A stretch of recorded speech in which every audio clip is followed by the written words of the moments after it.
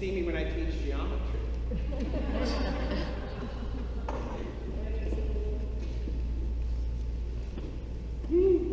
So these two olive trees and two lampstands which stand before the Lord, okay? There's a symbol of the church and a symbol of Israel. Is that unusual? No. Have we been seeing that all along in the book of Revelation? Jews, non-Jews, they're all together. You see, these witnesses are for whom then? Everyone. Everyone. See that? There is no room for anti-Semitism in all of this. None. Zero. The message of the gospel is for everyone, especially for the Jews, but also for everyone. Okay? Now, as we went through this, we read what these two witnesses do. If anyone would harm them, fire pours out of their mouths and consumes them. If anyone would harm them, he is doomed to be killed. They have power to shut up the sky, and no rain falls during the days of their prophesying. They have power over the waters to turn them into blood, and to afflict the earth with every plague, as often as they desire. And when they have finished their testimony, we'll stop right there. So, these kinds of activities that these two witnesses do, what does that remind you of? The plagues of Egypt. Remember when the water turned to blood in Egypt? Who did that? Moses. Mo did. Who caused fire to consume his enemies and to stop the rain for 3.5 years? Elijah did. So we looked at that and we go, internally, the description of these two witnesses sounds a lot like who? Moses and Elijah. Now, where have we seen these two characters before? The Mount of Transfiguration. Remember Peter, James, and John? Who was with Jesus? Why these two dudes? They represent what? The law. Who's the law? Moses. Who represents the prophets? Why Elijah and not Jeremiah?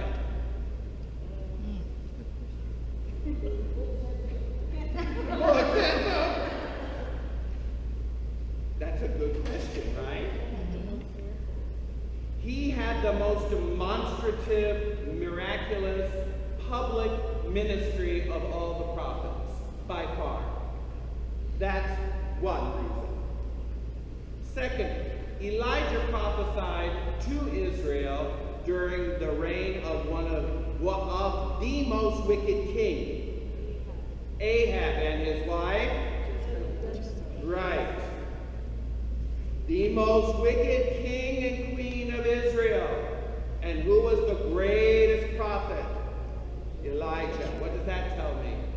It tells me in the darkest hour, God raises the most powerful of prophets. When it's darkest, it gets the brightest.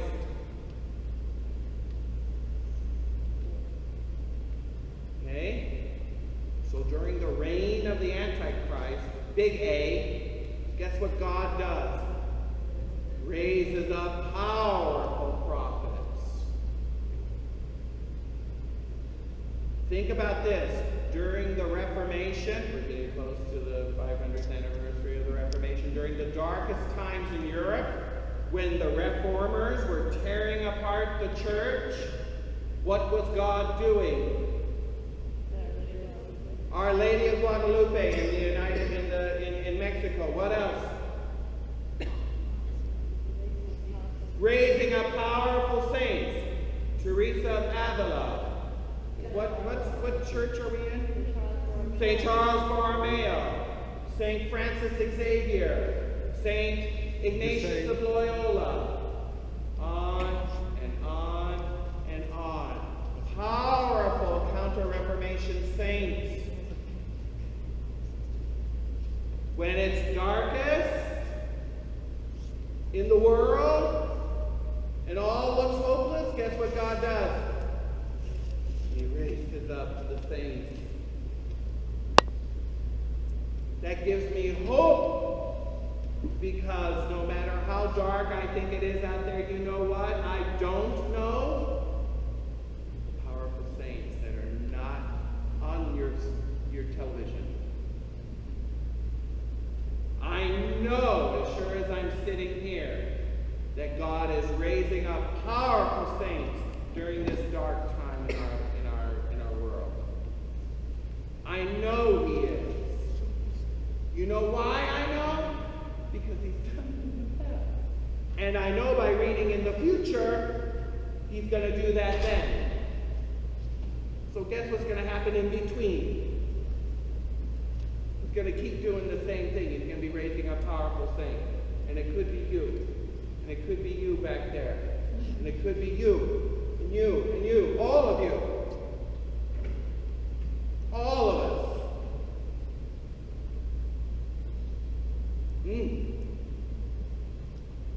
That's what the tapestry is at Our Lady of Angels downtown. It's ordinary people. Yes. It could be the saints. Maybe Those are the saints. The saints aren't statues. The saints are us. They're people that have extraordinary faith, hope, and love. And that's what makes them saints. That's the only thing that makes them saints.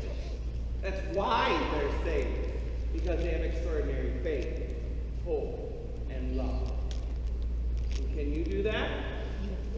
Yes, absolutely. Robert. I was just going to ask, what's the Protestant view on saints?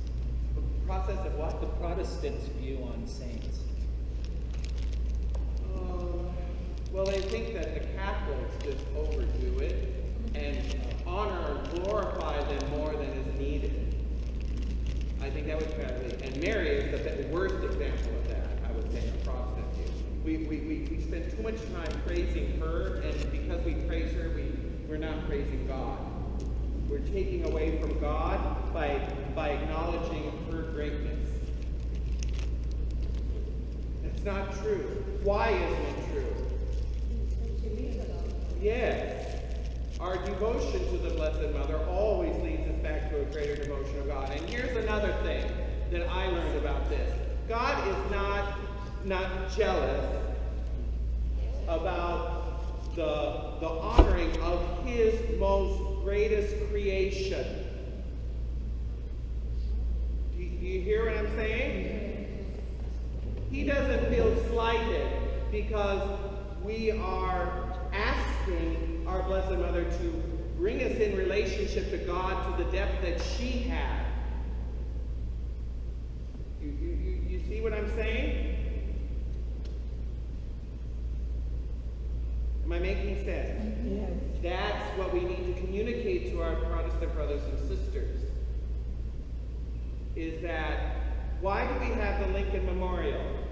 Why do we have the Jefferson Memorial? Why do we have the Washington Memorial? To give honor to these great men who founded such a great ideal country. Right? Aren't there statues of Washington and Jefferson and all that in those places? Do we worship them? No, I hope we don't. But by giving honor to these men's memories, we are honoring what they were accomplishing in setting up this new republic on earth that had never existed before. Do you hear what I'm saying? Yes. In a similar fashion, when we have images of the saints and the Virgin in our church, what we're doing is we're honoring these examples of what makes the church the church. Does that make sense? And we don't worship them any more than we worship Lincoln as a country. But we honor their memory, and we honor and we hope we can follow in their footsteps. Would every politician be as honest as Abraham Lincoln and George Washington and Thomas? You know what I'm saying? And in the same way, may we all be like St. Teresa of Avila and the Blessed Mother and St. Joseph and all the saints that we have in our churches. You see that? It's a rough analogy, but pretty close. Okay? Good? Good. Let's keep going. Now, we talked about who these men are, and we talked about the internal evidence that supports that they're Moses and Elijah. We just went through that. The power of these prophets sounds like Moses and Elijah. We talked about the transfiguration, the Mount of Transfiguration in Matthew chapter 17, in Mark 9, and in Luke 9. Now, remember last week I said read Luke 16, 19 through 31 to get an insight into who these two men are? Go like this. Yes. Now, did anyone do it? No, wrong way. This is the wrong way. No. Then I would be lying and have to go to confession. Oh, you're right. Okay. Yeah. That's right, blame Chip. He made me lie and say, yes, I did it when I didn't. Let me, because of course time is always eluding me, I'm going to jump to the punchline. If you read Luke 16, 19 through 31, you will find that it is the parable of the rich man and Lazarus. The parable of rich man and Lazarus. You remember the story. The rich man ate well. Lazarus was a beggar that had the dogs licking his sores. They both died. The rich man went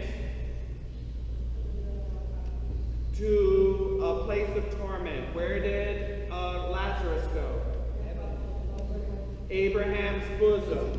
While they're there, verse 22, the poor man died and was carried by the angels to Abraham's bosom. The rich man also died and was buried. And in Hades, being in torment, he lifted up his eyes and saw Abraham afar off, with Lazarus at his bosom. He called out, Father Abraham, have mercy on me, and send Lazarus to dip the end of his finger in water and cool my tongue. I'm in anguish in his flame. You get the idea that the rich man hasn't learned anything. He still thinks he can order the poor around to do his bidding. Did you ever notice that?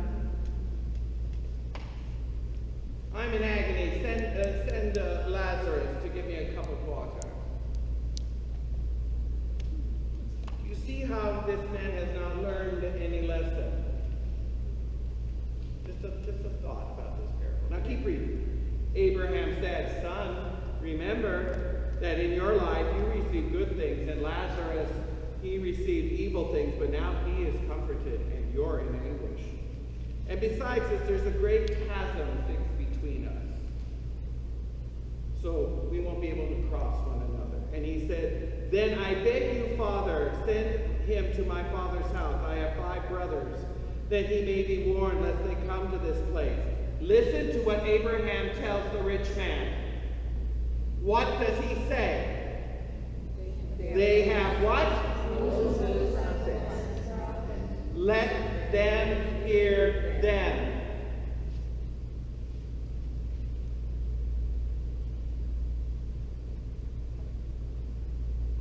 Does anyone see the connection now between this parable and these 2 witnesses in Revelation? Who are these 2 witnesses?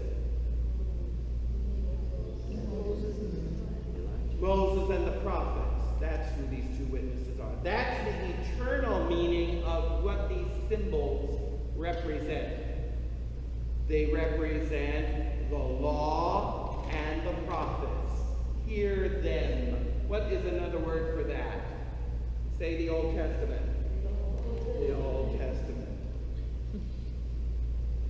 Is that enough to save your soul? Say yes. If you listen to the law and the prophets, will you save your soul? Yes. But listen to what the rich man said. No, Father Abraham, that's not enough. Is he right? Is it not enough? No, he's wrong. The law, they have prolonged the prophets, listen to them. No, Father Abraham, but if someone comes to them from the dead, they will repent. Right? If someone rose from the dead, let's say 3 days after he was crucified, why, then everyone would believe that, won't they?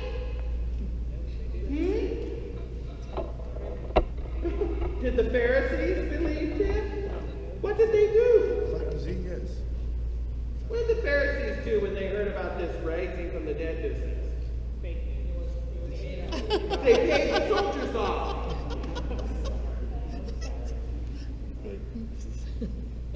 Now think about it. These Pharisees, these men, killed Christ. Did they watch him die?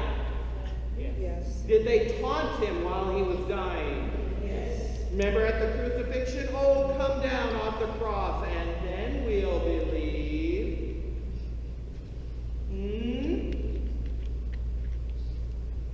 Would they have believed if he came down off the cross? No. How do you know that? He didn't do it. Maybe they would have. Well, I'll tell you why I know. Because they killed him. They buried him. He rose again 3 days later. And then what did the Pharisees do? Believe? No. They bribed the witnesses to say the disciples stole the body. Are you kidding me? Jesus is walking around 3 days after they killed him, right?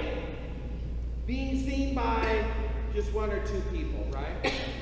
No. How many? 400. 500 people. And how long did he walk on the earth after he died? 40 days. 40 days! Did the Pharisees believe? No. So is the rich man right? No. And Jesus is using this parable against the Pharisees to say, this is exactly, you're going to get even what the rich man wants, and I'll show you, you still won't believe. What is this telling you? Hard-heartedness of sin. This is why we all need